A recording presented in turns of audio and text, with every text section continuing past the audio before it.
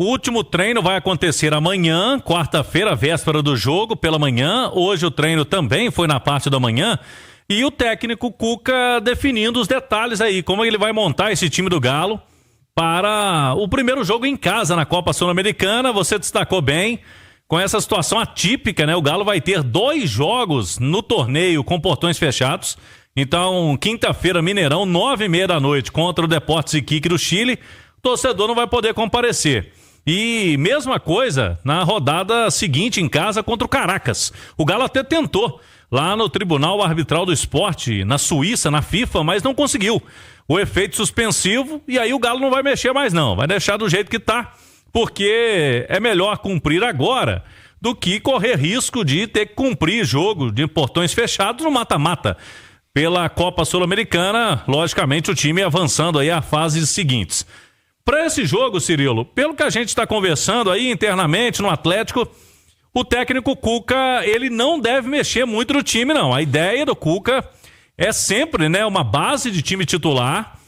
E se a gente for comparar esse jogo de agora com a semana passada, quando ele tirou 3 titulares de ação, né, não começaram jogando lá contra o Cienciano, lá tinham situações diferentes.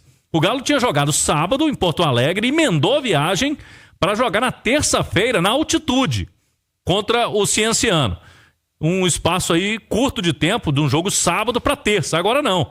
O jogo contra o São Paulo foi no domingo e o jogo contra o Deportes Iquique é na quinta-feira. Então ele ganhou tempo aí para recuperar fisicamente os jogadores. Vai ficar um espaço menor de tempo de quinta para domingo, né? Depois do jogo com o Deportes Iquique para o duelo contra o Vitória da Bahia, marcado também para o Mineirão, domingo, 8h30 da noite. O que a gente pode projetar, Cirilo?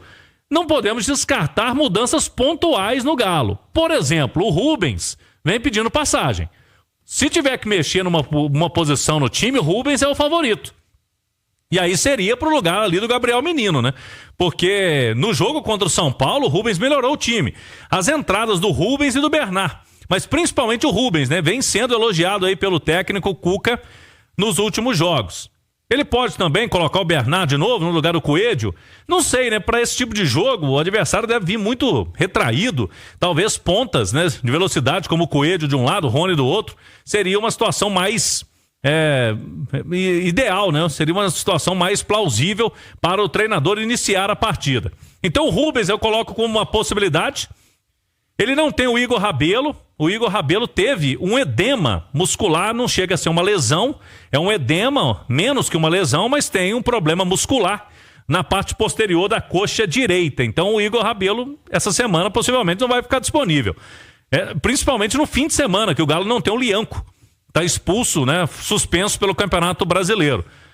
E o Júnior Santos, Cirilo, eu acredito que se não começar jogando, porque o Galo hoje tem aí um trio ofensivo, né? Que vem sempre atuando junto com o Rony, com o Hulk e o Coelho. Eu acredito que o decorrer do jogo aí é uma partida ideal, né? Para você colocar o Júnior Santos, que foi a principal contratação em termos financeiros no início do ano, para jogar mais tempo, ganhar confiança. Esse jogo é muito para isso, porque o adversário é um time que tem suas limitações técnicas, vem aí há 10 jogos sem vencer, é o último colocado do campeonato chileno. Tem que ter o respeito, Cirilo, mas que é um jogo para acertar a pontaria, voltar a vencer e ganhar moral e ganhar confiança, não tem jogo melhor, né?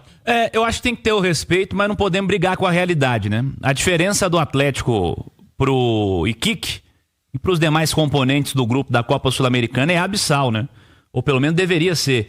A diferença técnica é enorme. Então, eu acho, inclusive, o Simões, nessa linha trazida aí pelo Cláudio, é o típico jogo para você dar minutos a quem você quer resgatar a confiança, quem você quer soltar mais. Caso do Júnior Santos, por exemplo, se você quiser preservar 2, 3, 4 jogadores, acho que não é a linha do Cuca, né? Não é isso que ele faz com muita frequência. Tem um time mais próximo, um time base mais considerado ideal, digamos assim, mexe menos na equipe do que outras equipes que estamos vendo aí no futebol brasileiro.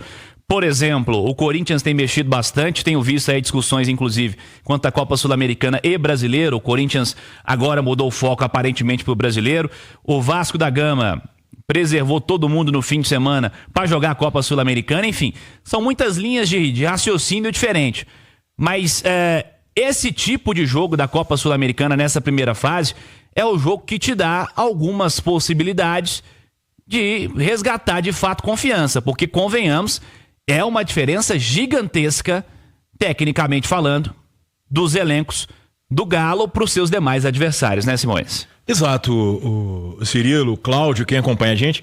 E o Atlético tem um aspecto que é muito interessante nessas competições sul-americanas, né? E que aí, de certa forma, obriga o Galo a vencer o jogo diante do Iquique, que é o fato de eles fazerem uma classificação geral da fase de grupos para decidir o mando de campo no jogo de volta a partir das oitavas, né?